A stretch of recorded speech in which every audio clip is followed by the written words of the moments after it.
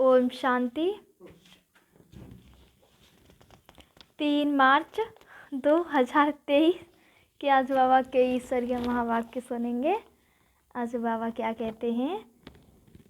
प्रातः मुरली ओम शांति। बाप दादा मत।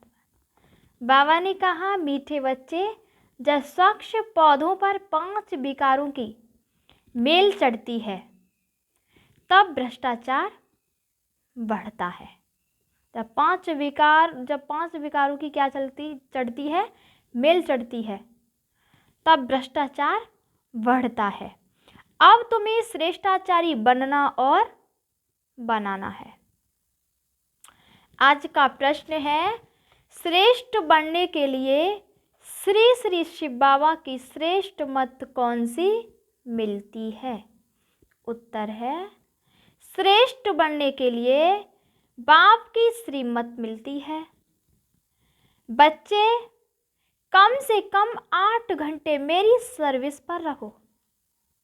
कम से कम 8 घंटा बाप की श्रीमत पर रहो। 8 घंटा भले उस गवर्नमेंट की सर्विस करो, लेकिन 8 घंटा मुझे याद करो। वह स्वदर्शन चक्र फिराओ, स्वयं का दर्शन करो। साथ साथ शंख ध्वनि करो, सबको कहो कि गृहस्थी व्यवहार में रहते। सबको क्या कहना है? गृहस्थी व्यवहार में रहते कमल फूल समान रहकर बाप से वर्षा लो। बाबा के समान बन करके बाबा से क्या लेना है? वर्षा। गीत है, किसने यह सब खेल रचाया? ओम शांति। मीठे मीठे बच्चों ने गीत सुना कि किसने यह खेल रचाया। बच्चे पहले बहुत ही सत्यों के सुख भोगते थे, बहुत मस्त थे, खुशियां ही खुशियां थीं। सिर्फ भारत ही था और कोई खंड नहीं था। भारतवासी यथा राजा रानी तथा प्रजा सब बहुत मजे में थे, खुशी में थे। कभी कोई भ्रष्टाचार नहीं होता था। सत्युग में देवी देवता श्रेष्ठाचारी थे, जिन्हों की कितनी महिमा गाई जाती है। महिमा यथा राजा रानी तथा प्रजा सबकी होती है। महिमा सबकी होती है, यथा राजा रानी तथा प्रजा। फिर माया आकर चटकती है। फिर माया आकर के चटकती है। यह भी ड्रामा बनाया है जिसको अच्छी रीति समझना है, बाप के सिवाय कोई समझा न सके। बाप ही भारत और विश्व को सदा सुखी शांतमय बनाए, सब कुछ करके फिर खुद छिप जाते हैं। यह किसकी महिमा है? परमपिता परमात्मा की।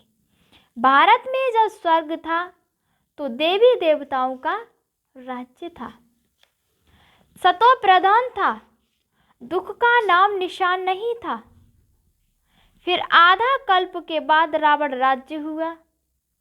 सत्युग के देवताओं के लिए गाजा जाता है संपूर्ण निर्विकारी। उनके अंदर कोई भी बेकार नहीं था, मर्यादा पुरुषोत्तम थे। वहां तो कभी भ्रष्टाचार हो नहीं सकता।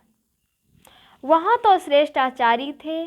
पौधे जो स्वच्छ थे, उन पर 5 विकारों की मेल चढ़ने से भ्रष्टाचार होते होते अब पूरा भ्रष्टाचार हो गया है। राजा रानी तथा प्रजा जो श्रेष्ठाचारी थे, वह सब अब भ्रष्टाचारी बन पड़े हैं। गाते भी हैं, मुझ निर्गुण हारे में कोई गुण नहीं, आप ही रहम करो। ओ गॉड फादर, रहम मांगते हैं। देवी देवताओं के आगे जाकर कहते हैं, हमको ऐसा बनाओ। ड्रामा को तो जानते नहीं कि वह फिर ऐसा कब बनेंगे। तो तुम श्रेष्ठाचारी थे, भ्रष्टाचार का नाम नहीं था। इस समय सभी मनुष्य भ्रष्ट बन पड़े हैं, यथा राजा रानी तथा प्रजा। अब भ्रष्टाचारी से श्रेष्ठाचारी कैसे बन सकते हैं, यह कोई नहीं जानते। यह है ही पतित दुनिया, भ्रष्टाचारी होना ही है। अब आप कहते हैं जो कुछ समझो वह फिर औरों को समझाओ। बाप की महिमा गाते हैं, अपने आप सब कुछ करके अपने आप छिपाया। निराकार भगवान को आना जरूर पड़ता है, क्योंकि शिव जयंती मनाते हैं। कैसे आते हैं अभी तुम बच्चे जानते हो। शिव है पतित पावन, उनका आना ही तब है जब सारी सृष्टि पतित बन जाती है। जब इस धरती पर अत्याचार, पापाचार, दुराचार, जब भ्रष्टाचार फैलने लगता है, धर्म की अति गिलानी होने लगती है, जब भोला भाला जब होने लगता है, तब ज्ञान सूर्य परमात्मा को इस धरा पर अवतरित होना ही पड़ता है। तो सृष्टि को जब सृष्टि पतित बन जाती है, उसको आकर पावन बनाना है। दो चार को तो पावन नहीं बनाएंगे ना। यथा राजा रानी तथा प्रजा पावन थे, फिर यह अब यथा राजा रानी तथा प्रजा पतित हैं। अभी तो राजा रानी हैं नहीं, जानते हैं कि राजे लोग थे, जानते हैं राजे लोग थे, अब उन्हों की राजाई है नहीं। ब्रिटिश गवर्नमेंट थी तो साहूकार लोग, जमींदार आदि धन देते थे, तो पैसे वाले लोग होते थे। कोई ने 20-30 हजार दिया तो टाइटल मिल जाता था। बाबा अनुभवी है ना, शिव बाबा ने भी अनुभव रथ लिया है। ऐसा वैसा रथ थोड़े लेगा। बड़े बड़े राजाएं होते हैं तो घोड़े सवार नहीं, बड़े राजाएं होते हैं तो वह घोड़े बहुत फर्स्ट क्लास रखते हैं। जानवरों में भी कोई बहुत अच्छे होते हैं, जैसे ऊंट कोई बहुत अच्छे होते हैं, बैठो तो जैसे एरोप्लेन चलता है। कोई तो ऐसा होता है जो बहुत डंडे लगाने पड़ते हैं। तो बरोबर यह भारत 5000 वर्ष पहले स्वर्ग था, यह तो मशहूर है। कृषियन लोग भी कहते हैं कि राष्ट्र से 3000 वर्ष पहले स्वर्ग था। तो बरोबर कल्प 5000 वर्ष का हो गया। खुद ही कल्प की आयु बतलाते हैं, फिर सत्य को लाखों वर्ष कहते हैं। ऐसी पॉइंट्स बाबा समझाते हैं जो धारण कर दूसरों को समझानी है, परंतु समझाते नहीं हैं। अभी तुम बच्चे जानते हो बरोबर हम श्रेष्ठाचारी थे, यथा राजा रानी तथा प्रजा श्रेष्ठ थे। शेर बकरी इकट्ठे जल पीते थे, वहां कंस, जरासंधी, हिरण्या या कश्यप आदि कुछ भी नहीं थे। हिरण्या या कश्यप आदि को सतयुग में और कृष्ण को फिर द्वापर में ले गए, यह रावण को त्रेता में ले जाते हैं। अब असुरों के अलग अलग नाम दे देते हैं। कुंभकर्ण आदि भी जब सब असुरों के नाम हैं। अभी है आसुरी संप्रदाय, अर्थात आसुरी मत पर चलने वाले। अभी बाप आकर के श्रीमत देते हैं, जिससे तुम ब्राह्मण सुदेवता बनते हो। परमपिता परमात्मा ब्रह्मा के मुख कमल से ब्राह्मण देवता और क्षत्रिय धर्म की स्थापना करते हैं। दूसरा कोई धर्म वहाँ होता नहीं। सत्ययुग त्रेता में तो दूसरा कोई धर्म स्थापन हुआ नहीं है। दोनों युग की एज तो एक जैसी 1250 वर्ष है। सत्ययुग में देवी राज्य, त्रेता में क्षत्रिय राज्य और सूर्यवंशी और चंद्रवंशी। यह सूर्यवंशी और चंद्रवंशी राजधानी किसने स्थापन की? क्या कैसे कहेंगे कि चंद्रवंशी राजधानी राम ने स्थापन की या फिर सूर्यवंशी राजधानी लक्ष्मी नारायण ने स्थापना की? नहीं, दोनों ही स्थापना करने वाला परमपिता परमात्मा है, स्वर्ग का रचयिता बाप। सत्ययुग त्रेता की राजाई रची गाया भी जाता है। परमपिता परमात्मा ने ब्रह्मा मुख से ब्राह्मण, देवता और क्षत्रिय धर्म रचा। बाप कहते हैं, यह जो तुमको ज्ञान सुनाता हूँ यह फिर प्राहिलोप हो जाएगा। इस्लामी, बौद्धी आदि जो धर्म स्थापन करके गए हैं उनका नाम, रूप, देश, काल आदि तो नहीं भूलेंगे। उनको तो सब जानते हैं ना। यह देवता धर्म में कैसे स्थापन करता हूँ यह ज्ञान सब भूल जाएंगे। द्वापर में फिर कितने धर्म स्थापन हो जाते हैं। एक ही इस्लामी बौद्धी धर्म में यह सैकड़ों हो गए हैं। आपस में कितना लड़ते हैं। अभी तुम जानते हो बाबा कैसे सब कुछ करके अपने आप को छिपा लेता है। स्वर्ग में जो देवी देवताएं थे उनको फिर माया कुछ करके अपने आप में छिपा लेता है। तो बाबा ने कहा स्वर्ग में जो देवी देवताएं थे उनको फिर माया आकर चटकी पूरे बेगुण बन गए। उनके अंदर कोई भी गुण नहीं रहा। गाते भी हैं मुझ निर्गुण हारे में कोई गुण नहीं, तब तो गुणवान देवताओं की पूजा करते हैं। बड़े बड़े राजाओं के पास अंदर महलों में मंदिर रहते हैं, पूजा करते हैं। ऐसा कोई राजा नहीं होगा जिसके पास मंदिर न हो। अब बच्चे जानते हैं शिव बाबा की श्रीमत पर चलना है। कदम कदम पर श्रीमत लेनी है, तभी ही 100 देवी देवता बनेंगे। परंतु श्रीमत पर भी चलते नहीं हैं। बाबा कहते हैं कोई भी बात में कुछ मूझो तो चिट्ठी लिखकर पूछो। बाप को याद करो। माया ऐसी है जो स्वर्ग स्थापन करने वाले परम पिता परमात्मा को याद करने नहीं देती। बाबा जानते हैं तूफान बहुत आएंगे, परंतु चिट्ठी लिख पूछना चाहिए। इस हालत में क्या करें अगर हमारे जीवन पुरुषार्थ में अगर विघ्न आ रहे हैं, बच्चे की शादी है, इस हालत में क्या करें, कोई मरा है क्या करें, मत लेनी चाहिए। श्रेष्ठ बनना है तो श्रीमत पर चलना है। श्री कृष्ण की मत तो हो न सके। श्री कृष्ण पतित तो दुनिया में कैसे आ सकता है। श्री कृष्ण की आत्मा खुद अंतिम जन्म में राजयोग सीख रही है। सिर्फ श्री कृष्ण की आत्मा है। बाबा ने कहा सिर्फ श्री कृष्ण की आत्मा है क्या? जो भी देवी देवता घराने वाले हैं वह ब्राह्मण बने हैं। कदम कदम श्रीमत पर चलना है। बाप कहते हैं जितना हो सके बाप को याद करते रहो। बाप को याद करो, स्वदर्शन चक्र को फिराओ, शंख ध्वनि करो।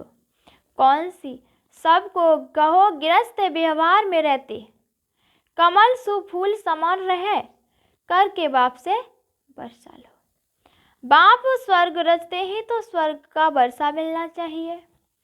भारत ही स्वर्ग का मालिक बनता है, अभी तो नरक का मालिक है। नरक में दुखी होते हैं तब बाप को याद करते हैं, परंतु जानते नहीं कि बाप की आदि का। बाप के लिए कहते हैं सर्वव्यापी है, भीतर ठिक्कर में है। बाप कहते हैं तुमने कितनी भूल की है, परंतु यह भी ड्रामा में लूद है। अब उनसे बाहर निकलो। ये भक्ति आदि करते करते तुम तंग हो गए हो। अभी भक्ति भी बेचारी हो गई है। मौत आकर सामने खड़ा है तो श्रीमत पर चलना चाहिए। परंतु बच्चे ऐसे बाप को भूल जाते हैं। माया रावण का राज्य कैसे चलता है यह भी कोई जानते नहीं। रावण का भूत जलाते हैं उसका पुतला। यह पीछे रिवाज निकला है, पीछे का रिवाज निकला है। रावण को जलाते हैं परंतु हर वर्ष रावण बड़ा होता जाता है। आगे 10 फुट का बनाते थे, फिर 15 फुट का बनाया, फिर 50 फुट एकदम छत जितना लंबा बनाते हैं। बुद्ध का भी बहुत बड़ा चित्र बनाते हैं। इतने बड़े मनुष्य होते नहीं, जास्ती में जास्ती मनुष्य 6 फुट के होंगे। लक्ष्मी नारायण भी इतने ही होंगे। ऐसे नहीं वह आयु बड़ी होती है तो बड़े बन जाते हैं, नहीं, मनुष्य ही है। जैसे अभी देखते हैं भिन्न भिन्न वैरायटी है, कोई काले कोई कैसे। भारत में सुंदर भी थे, अभी श्याम बने हैं। सुंदर बनाने वाला है बाबा। वह हसीन मुसाफिर, वह तुमसे बात कर रहे हैं, उनको भूलना नहीं चाहिए। इनको साकार को भले भूल भी जाओ, हमेशा समझो बाबा हम सजनियों को खूबसूरत परी ज़्यादा बनाते हैं। कहते हैं ना एक तालाब है जहाँ डुबकी लगाने से मनुष्य परी बन जाते हैं। अभी तुम समझते हो ज्ञान सागर द्वारा ज्ञान की परी बन जाते हैं। अभी तो नर्क की परी होना, भले कितना भी कोई फैशन करे, पाउडर आदि लगावे, फिर भी है तो नर्क में ना। कोई से भी पूछो यह स्वर्ग है हुआ नर्क है। कहते हैं साहूकारों के लिए तो स्वर्ग है, और स्वर्ग नर्क को भी जानते नहीं, तो श्रीमत का ख्याल रखना चाहिए। श्रीमत को भी जानते नहीं, जिसने जितना श्रेष्ठ बनाया उनका नाम रूप गुम कर दिया है। गाते हैं तो मात पिता हम बालक तेरे। अब माता किसको कहा जाता है यह तुम जानते हो। जिसमें बाप प्रवेश कर रच न रचते हैं उनको माता कहेंगे। यहाँ तुम समझाते हो हम प्रजापिता ब्रह्मा की वंशावली हैं। शिव बाबा के पुत्र पोत्रियाँ हैं, तो बाप के भी नाम हैं। बीच में बाप दलाल जरूर चाहिए, जो तुम पुत्र पुत्रियाँ कहलाओ। दादे से वर्षा लो तो यह दलाल है, इनसे वर्षा नहीं मिल सकता। इनको भी वर्षा शिव बाबा से लेना है, शिव बाबा की मत पर चलना है। तुम्हें ब्रह्मा द्वारा शिव बाबा से वर्षा मिलता है, परंतु बाबा कहते हैं तुम इनको भी भूल जाओ। शिव बाबा से तुमको मत लेनी है। शिव जयंती मनाते हैं परंतु बिल्कुल जानते नहीं। स्वर्ग बनाने वाले बाप का यादगार गुम कर दिया है। नर्क बनाने वालों के यादगार रख दिए हैं। दिन प्रतिदिन भ्रष्टाचार होता जाता है। कोई को अगर क्रोध आता है तो समझना चाहिए हमारे में यह भूत है। फिर हम श्रेष्ठाचारी कैसे कहला सकते हैं। तुम्हें श्रेष्ठाचारी बनने का पुरुषार्थ जरूर करना है। अच्छा, मीठे मीठे सिकिल थे बच्चों प्रति माता पिता बाप दादा का याद प्यार और गुड मॉर्निंग। रूहानी बाप की रूहानी बच्चों को नमस्ते। हम सभी रूहानी बच्चों की रूहानी माता पिता बाप दादा को याद प्यार और गुड मॉर्निंग। नमस्ते नमस्ते नमस्ते। धारणा के लिए मुख्य सार है। पहली पॉइंट है बाप की याद और ज्ञान सागर के ज्ञान से सुंदर ज्ञान परी बनना है। बाप की याद और ज्ञान सागर के ज्ञान से तुम्हें क्या बनना है, सुंदर ज्ञान परी बनना है। कदम कदम पर शिव बाबा की मत जरूर लेनी है। श्रेष्ठाचारी बनने के लिए अंदर से भूतों को निकाल देना है। श्रेष्ठाचारी बनने के लिए अंदर से भूतों को निकाल देना है। कोई भी भ्रष्ट बनाने वाला काम नहीं करना है। आज का वरदान है, समस्या रूपी पहाड़ को उड़ती कला द्वारा सेकंड में पार करने वाले सहज पुरुषार्थी भव। हिमालय पर्वत जितनी बड़ी समस्या को भी पार करने के लिए उड़ती कला की विधि को अपनाओ। हिमालय पर्वत जितनी बड़ी समस्या को भी पार करने के लिए उड़ती कला की विधि को अपनाओ। सदा अपने सामने सर्व प्राप्तियों को इमर्ज रखो और उड़ती कला में उड़ते रहो, तो तप समस्या रूपी पहाड़ को सेकंड में पार कर लेंगे। सिर्फ वर्तमान और भविष्य प्रारब्ध के अनुभवी बनो। जैसे स्थूल नेत्रों द्वारा स्थूल वस्तु स्पष्ट दिखाई देती है, ऐसे बुद्धि के अनुभव के नेत्र द्वारा प्रारब्ध स्पष्ट दिखाई दे।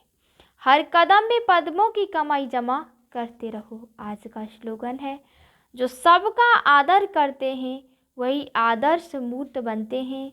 जो सबका आदर करते हैं वही आदर्श मूर्त बनते हैं। अच्छा, ओम।